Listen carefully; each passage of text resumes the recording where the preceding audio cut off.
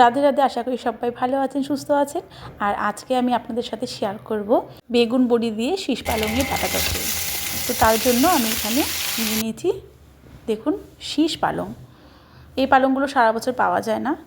এমনি তো নর্মালি পালং শাক সারা বছর পাওয়া যায়, বাট এই রকম শীষ পালং কিন্তু এই সময়টাতে পাওয়া যায়। তো শাকগুলোকে বেছে ছোটো ছোটো করে বানিয়ে ভালো করে ধুয়ে নিয়েছি। আর একটা প্রেশার কুকারের মধ্যে আমি দিয়ে দিচ্ছি, একটা সিটি দিয়ে নামিয়ে নেব।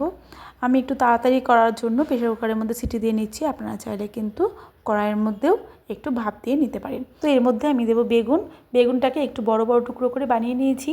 আর বেগুনের মধ্যে একটু নুন আর হলুদ মাখিয়ে রেখে দিচ্ছি, ততক্ষণে বাকি সবজিগুলো বানিয়ে নেব। বেগুনের মধ্যে এরকমভাবে নুন হলুদ মাখিয়ে রেখে দিলে ভাজার সময় তেলও অনেক কম টানবে আর ভাজা খুব তাড়াতাড়ি হয়ে যাবে। আর দেবো শিম। তো শিমগুলোকে বানিয়ে নেব। তার আগে আমি একটু লাইটের সামনে ধরে চেক করে নিচ্ছি শিমের ভেতরে কোনো পোকা আছে কিনা।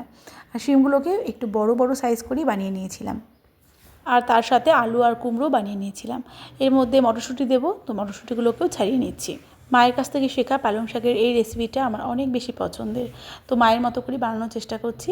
প্রথমে প্যানের মধ্যে দিয়ে দিয়েছি সাদা তেল। আমি সাদা তেলে বানাচ্ছি, আপনারা চাইলে কিন্তু সর্ষের তেলেও রান্নাটা করতে পারেন। তার মধ্যে হাতে বানানো ছোটো ছোটো বড়ি ভেজে নিচ্ছি। আর বড়িটা লাল লাল করে ভেজে তুলে নিয়েছি। আর ওই তেলের মধ্যে যে বেগুনটা বানিয়ে নুন হলুদ মেখে রেখেছিলাম সেটাকেও ভেজে তুলে নিয়েছি। আর প্যানের মধ্যে আর একটু তেল দিয়ে দিয়েছি। আর তেলের মধ্যে এবার ফোড়ন দেব। তো ফোড়নের মধ্যে দিয়েছিলাম একটা তেজপাতা, দুটো শুকনো লঙ্কা, প্রায় 1 চামচ মতো পাঁচফোড়ন,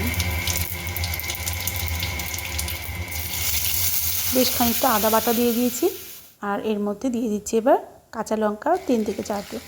ফোড়নের সমস্ত মশলাগুলোকে একটু ভেজে নেব, যতক্ষণ না পর্যন্ত মশলা থেকে খুব সুন্দর মিষ্টি একটা গন্ধ বের হয়। আর মশলা ভাজা হয়ে যাওয়ার পরে এর মধ্যে বানিয়ে রাখা সবজিগুলো দিয়ে দিচ্ছি। দিয়ে একটু ভালো করে নাড়িয়ে চাড়িয়ে এর মধ্যে দিয়ে দেব 1 চামচ হলুদ গুঁড়ো আর দিয়ে দেব 1 চামচ নুন। আর একটু ভালো করে মিশিয়ে নিয়ে ঢেকে ঢেকে এটাকে রান্না করে নেব। তো প্রায় 5 মিনিট মতো আমার টাইম লেগেছিলো এটাকে ঢেকে ঢেকে রান্না করার জন্য।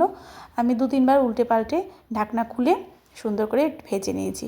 দেখুন প্রায় 80% কিন্তু আমার এটা কুক হয়ে গেছে।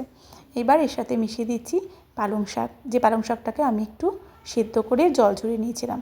আর পালং শাক সিদ্ধ করে যে জলটা সেটা আমি ডালের মধ্যে ইউজ করেছিলাম, জলটা ফেলিনি।